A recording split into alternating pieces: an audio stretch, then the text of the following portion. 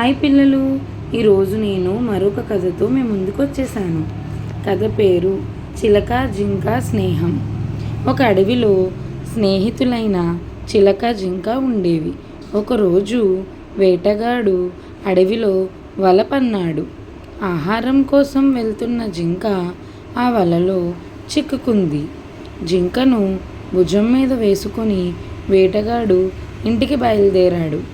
ఇదంతా చెట్టుపై నుంచి చూస్తున్న చిలుక తన మిత్రుణ్ణి ఎలాగైనా కాపాడుకుందామని వేటగాడు వెళుతున్న దారిలో దెబ్బ తగిలి ఎగరలేకపోతున్న దానిలాగా నటించింది. చిలుకను చూసిన వేటగాడు భుజానున్న జింకను పక్కన పెట్టి చిలక వద్దకు వెళ్ళాడు. అప్పటికే తప్పించుకోవడానికి ప్రయత్నిస్తున్న జింక ఒక్క ఉదుటున పారిపోయింది. వేటగాడు పట్టుకునేలోపు చిలుక రివ్వున ఎగిరిపోయింది.